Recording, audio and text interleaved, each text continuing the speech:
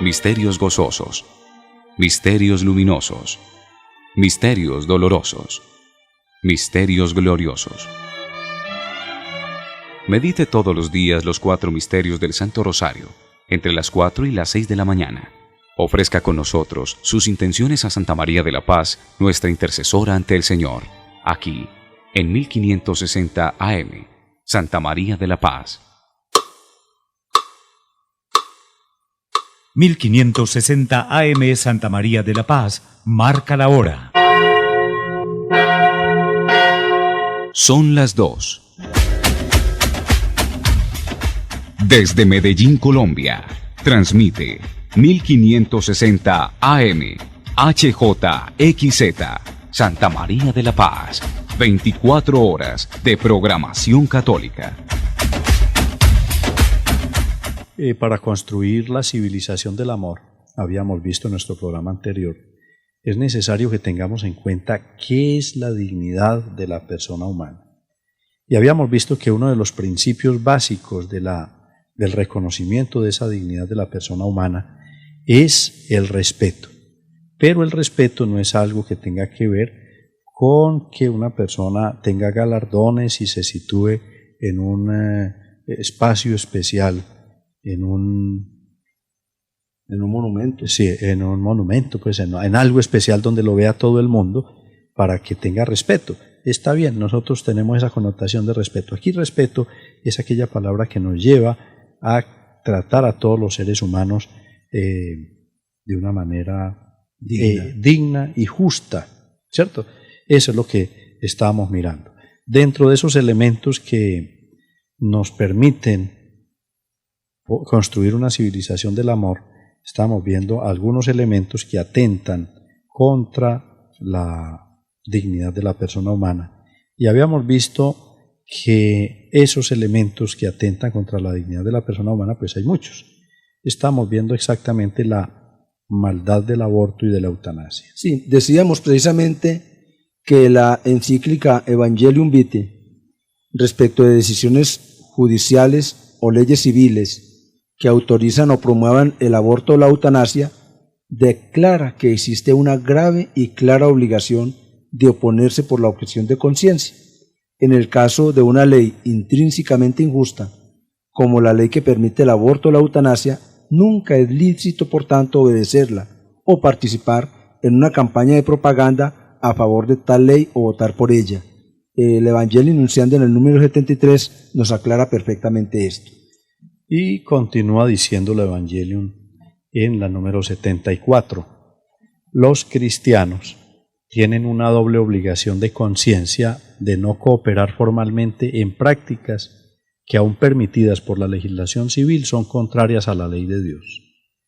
Esto es muy importante que nosotros los cristianos, tanto los católicos como no los católicos, y aquellas personas que son de buena voluntad tengamos en cuenta.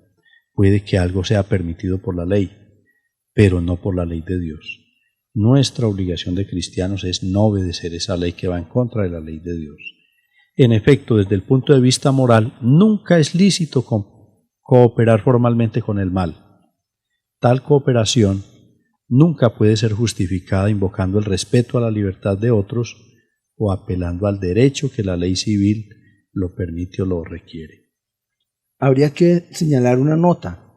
Un católico sería culpable de cooperación formal en el mal si deliberadamente votara a favor de un candidato, precisamente por la postura permisiva del candidato respecto del aborto o de la eutanasia. Cuando un católico no comparte la posición a favor del aborto o la eutanasia de un candidato, pero vota a favor de ese candidato por otras razones, esto es considerado una cooperación material remota que solo puede ser admitida ante la presencia de razones proporcionalmente graves. Es decir, la Iglesia quiere aclarar, hacer salvedad, que es necesario que nosotros también formemos un círculo en defensa de la vida, que aquellos candidatos o aquellos medios o aquellas campañas que están propendiendo por el aborto o la eutanasia, también cada uno de nosotros como católicos nos fijemos a quiénes vamos a elegir. Existen unas razones muy concretas de la Iglesia para rechazar la eutanasia. La vida no es un derecho, sino el sustrato de los derechos. Tenemos derechos porque estamos vivos. La vida como la libertad son bienes de la humanidad. Por eso no pueden eliminarse ni siquiera a petición del individuo. Nadie puede pedir la muerte, como nadie puede entregarse como esclavo voluntariamente. Son derechos irrenunciables. Hemos retirado a los jueces el derecho a decidir sobre la vida de los asesinos y se lo quieren arrogar ahora para decidir la vida de los inocentes, dice la Iglesia. Queremos aplicar nuestra justicia y nuestra manera de actuar y de ser como nos place, no como el Señor lo quiere. La eutanasia activa, que es un suicidio asistido, no es un respeto de la libertad de la persona, sino la decisión de un tercero, legislador o juez, sobre qué vida merece la pena ser vivida o le merece la pena a la sociedad que continúe viva. Es la peor de las discriminaciones, clasificar las vidas según su utilidad o calidad. ¿Quién decidirá qué sufrimiento puede acceder a la eutanasia? ¿El cáncer de próstata? ¿La tetraplegia? ¿La depresión o incluso la quiebra financiera? Son preguntas que quedan en el ambiente para todos aquellos que defienden la eutanasia. La eutanasia acaba extendiéndose. Siempre que se abre una fisura en el edificio jurídico de la defensa de la vida, este acaba derrumbándose. Tenemos el antecedente del aborto, de los 3 supuestos restrictivos, que se ha pasado al aborto libre a la carta. Y por supuesto acaba apareciendo el negocio respectivo. Ya existe, por ejemplo, en Zúrich, el suicidio asistido, el llamado turismo fúnebre. Esto es macabro, es decir, el solo pensarlo crispa los nervios y pone los pelos de punta. La eutanasia es el fracaso de la sociedad. Cuando un enfermo pide la muerte, todos hemos gritado alguna vez, tierra trágame. Lo que está pidiendo es ayuda y más cariño. Si se le da la razón y se le concede la muerte, se le está diciendo, es verdad, tu vida ya no merece la pena, nos estorbas, nada más podemos hacer por ti. Qué cosas tan duras se dan.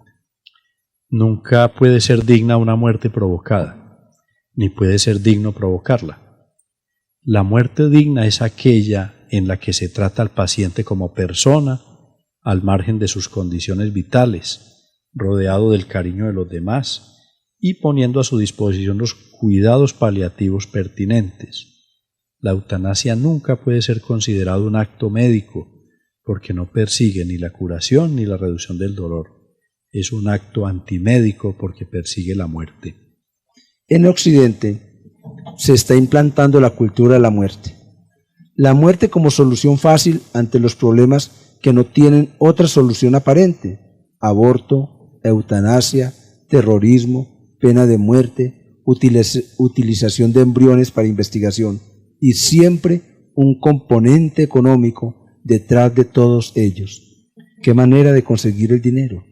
¿Qué manera de hacerse poderosos? La eutanasia de los niños se presenta como una prolongación del aborto. Si el niño escapó al diagnóstico de su enfermedad durante el embarazo, existe otra oportunidad para suprimirle. El primer pueblo progresista que descubrió este método, ya que se practicaba en la antigüedad, fue el nazi. El primer caso se aplicó a un niño con labio leporino, cuyos padres consideraron que su vida no merecía la pena vivirse. Y es que la eutanasia no es progresismo político, sino la regresión a tiempos de barbarie. Es muy interesante ponerle cuidado a esto. Cuando se abre una fisura aparecen 1000 formas. Fulano de tal, hay que sacarlo del medio porque no me cae bien. Sí, o sea, no hace juego con la sociedad que yo deseo. Y como yo soy el que mando, yo soy el que tengo el poder, ordeno eutanasia. O de pronto puede ser mucho caché y las situaciones físicas o el aspecto físico que presenta esa persona va a decir de mi alta alcurnia, va a decir de la posición, entonces Sí, lo mejor es sacarlo del medio. hay que matar el bobito de la casa para que no nos haga quedar mal con las visitas, ¿cierto? Y como somos un grupo prestigioso, ya ha existido un vejamen a la dignidad de estas personas. Familias que tienen el muchachito especial y no lo sacan nunca al sol para que no lo vean, ¿cierto? Por respeto, por temor, Pero si fuera por respeto, lo sacaría. pero por respeto humano. Eso es otra cosa. Sí. La vida humana se encuentra en una situación muy precaria cuando viene al mundo y cuando sale del tiempo para llegar a la eternidad.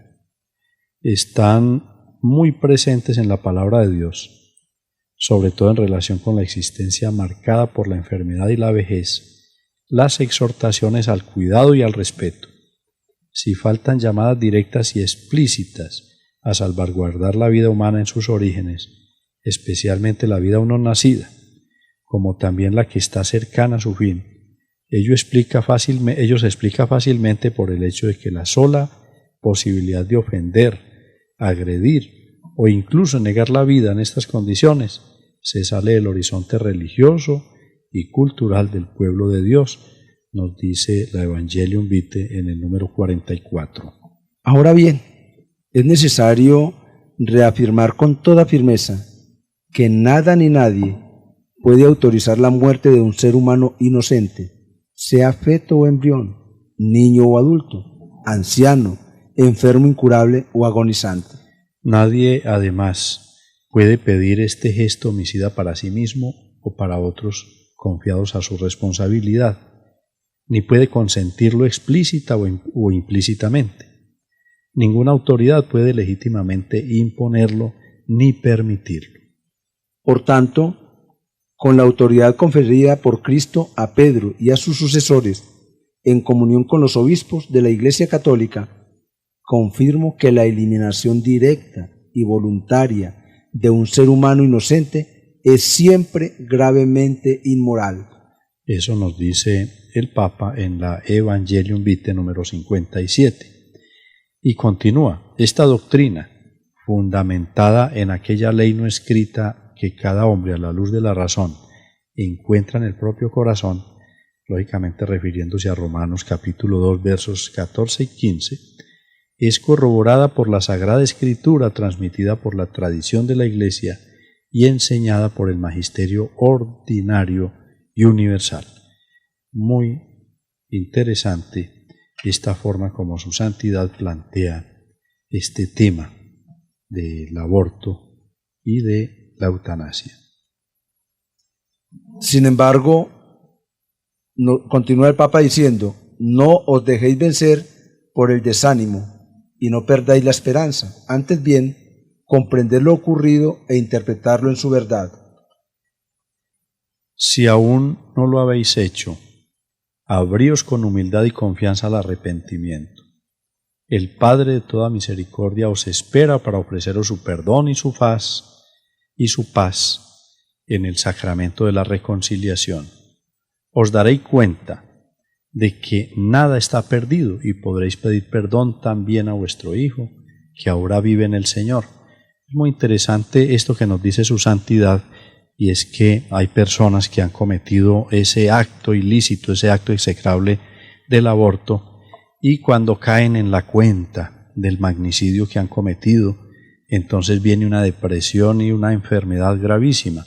Pero el Señor está ahí con los brazos abiertos, la misericordia del Señor es infinita, y nos dice el Papa, esta persona de todas maneras podrá continuar su vida si entrega con amor al Señor ese acto en el Sagrado Sacramento de la Penitencia y pide perdón a su hijo asesinado.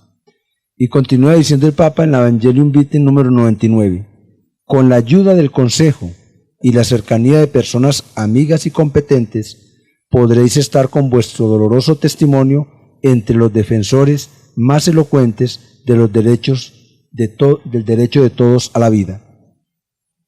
Por medio de vuestro compromiso por la vida, coronado posiblemente con el nacimiento de nuevas criaturas y expresado con la acogida y la atención hacia quien está más necesitado de cercanía, seréis artífices de un nuevo modo de mirar la vida del hombre, nos dice el Papa en Evangelium Vitae número 99.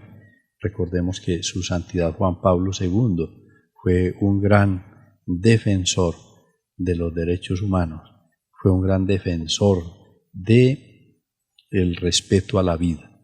Y la Iglesia, por ser Iglesia, la Iglesia por ser el cuerpo místico de Cristo, tiene la autoridad para todo el mundo, para todas las personas, sean católicas, sean cristianas, sean creyentes o no creyentes, porque es Cristo mismo quien habla por la Iglesia y eso se ve a cada instante. Bueno, Martín, ahora hablemos dentro de este temario que traemos de la dignidad humana, hablemos sobre la pena capital. Bueno, ya habíamos hablado del aborto y de la eutanasia, ambos pues que son asesinatos bajo todo punto de vista de la Santa Madre Iglesia y de todas las personas de buena voluntad, que permitir que se abran fisuras, que se abran espacios para que el aborto y la eutanasia sean practicados abiertamente, es abrir una puerta, abrir una fisura a la propia destrucción de la sociedad en general. Ahora vamos a tocar un tema que tiene una connotación parecida y es la pena de muerte, la pena capital. La legítima defensa puede ser no solamente un derecho, sino un deber grave para el que es responsable de la vida de otro. La defensa del bien común exige colocar al agresor en la situación de no poder causar perjuicio. Ahí se justifica, por ejemplo, lo que son las cárceles o los preventorios, estos sitios donde se llevan a los delincuentes para que no le causen más daño a la sociedad y también para regenerarlos, para que ellos recuperen su dignidad de personas. Pero queriendo avanzar en esto, definamos de qué se trata o qué es eso del bien común. Bueno, algunas definiciones de los santos padres sobre el bien común. El bien común temporal es el fin específico del Estado. El bien común de orden temporal consiste en una paz y seguridad de las cuales las familias y cada uno de los individuos pueden disfrutar en el ejercicio de sus derechos y al mismo tiempo en la mayor abundancia de bienes espirituales y materiales que sea posible en esta vida mortal mediante la colaboración activa de todos los ciudadanos. Eso dicen los papas en bien común. Pues la definición, digamos, general. Ahora miremos algunas definiciones de los papas. Sí, el Papa Pío XI en la Divinis Ilius Magistri nos dice: toda actividad del Estado, política y económica, está sometida a la realización permanente del bien común, es decir, de aquellas condiciones externas que son necesarias al conjunto de los ciudadanos para el desarrollo de sus cualidades y de sus oficios, de su vida material, intelectual y religiosa. En una palabra, en una frase, sería el desarrollo integral del ser humano. Y el Papa Pío XII, en un mensaje radiofónico publicado en Navidad del año 1942, habla del bien común como un sano concepto que abarca todo un conjunto de condiciones sociales que permitan a los ciudadanos el desarrollo expedito y pleno de su propia perfección. O sea, bien común es todo aquello que busca el desarrollo del ser humano, que busca la perfección del hombre. Cuando algo va en contravía con la propia perfección y con el desarrollo expedito de los ciudadanos, es algo que va en contra del bien común.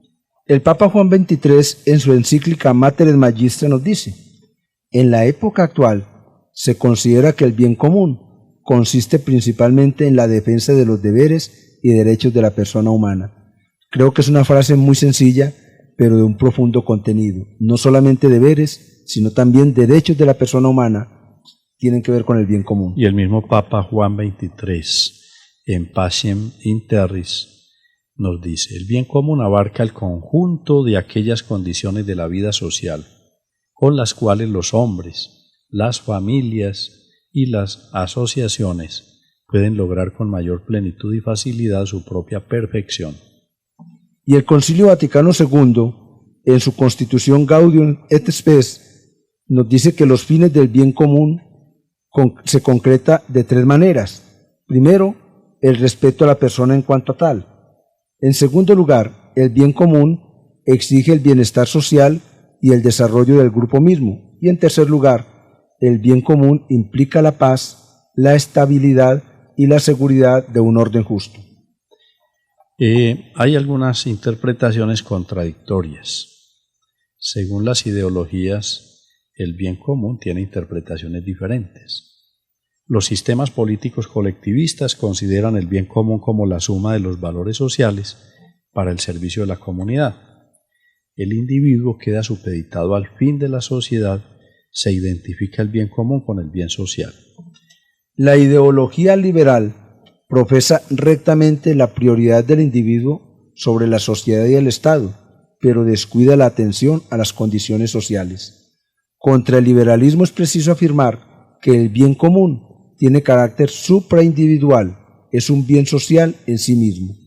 El bien común se asienta en la naturaleza humana, su centro es el hombre y no es ajeno a los planes de Dios. Hay algunas características del bien común. El concepto teológico del bien común consiste en promover la vida virtuosa de la multitud. Algunos aspectos que la caracterizan son: el bien común es un bien y no un mal. No pueden considerarse como elementos principales del bien común algunas determinaciones negativas de la vida social. Por ejemplo, frenar los vicios de la vida social mediante una actividad legislativa sin procurar los medios necesarios para evitar que se produzcan. El bien no es la restricción del mal. A ver, yo me voy a atrever a decir aquí algo. Persiguen a los que distribuyen la droga, pero permiten la dosis personal. Entonces hay una contradicción. Exactamente. Persiguen los que llevan sus cargamentos hacia los Estados Unidos. Eso es infame, pues, el que se lleven esas cosas, pero ¿cómo no controlan allá el consumo? Bueno, son cositas que la Iglesia nos enseña y que nosotros debemos hacer eco de esas enseñanzas. El bien común, en segundo lugar, no es la suma de los bienes particulares. Es el error de los socialismos históricos. No se trata de hacer el bien común eliminando los bienes individuales para alcanzar una suma acumulativa que luego se reparta entre todos los ciudadanos. La concepción colectivista del bien común es injusta, dado que el igualitarismo es contrario a la justicia que demanda que se da de cada uno lo que le pertenece. A ver, es que esa igualdad que pretenden algunas ideologías es contraria a la naturaleza. La naturaleza muestra que hay diferencias y todo lo que va contra la naturaleza va contra la ley natural. O sea, no podemos pensar que el bien común es hacer que todo el mundo piense igual, camine igual, haga las cosas igual. El bien común es el fin de las personas singulares que existen en la comunidad, como el fin del todo es el fin de las partes. Sin embargo, el bien de una persona singular no es el fin de la otra, decía Santo Tomás de Aquino. Se debe tener en esto de la búsqueda del bien común que existen particularidades y también existen generalidades. En tercer lugar, el bien común no es lo que resta en el reparto general. Ese es el error del liberalismo económico. El bien común es el bien de toda la sociedad. El conjunto social se orienta a un bien general que ha de ser compartido por todos y cada uno de los individuos. La sociedad humana es una sociedad de personas. El bien común es pues el bien del todo, al cual contribuye cada uno de los individuos y en consecuencia de él participan todos. Se requiere que la participación en el bien común sea justa. El dinamismo del bien común de un pueblo viene regido por la cooperación común y el reparto proporcional. En resumen, cualquier Estado debe crear las condiciones sociales, económicas, culturales, políticas y religiosas que permitan a todos y a cada uno de los ciudadanos alcanzar la perfección que les corresponde en su calidad de personas. Y en el caso de los creyentes, les permita vivir como verdaderos cristianos, Esta es una de las cosas maravillosas que nos enseña nuestra Santa Madre Iglesia, cómo debemos hacer para construir esta civilización del amor. Toquemos también,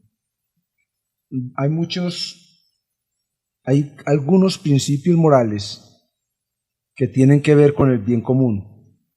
Se habla de unos 8 principios éticos que lo regulan, pero Sí, es bueno mirar que el bien particular y el bien común no se contraponen, que la igualdad de los particulares ante el bien común, las limitaciones de los derechos de los ciudadanos ante las demandas del bien común. Hay la gradualidad en la aplicación del bien común. El bien común abarca a todos los hombres. Hay unos valores concretos que integran el bien común. Que el bien común debe respetar la ley natural, que el bien común y el bien posible son todos estos elementos que vamos a tratar en nuestro próximo programa, porque este tiempo es limitado. Que el Señor los bendiga.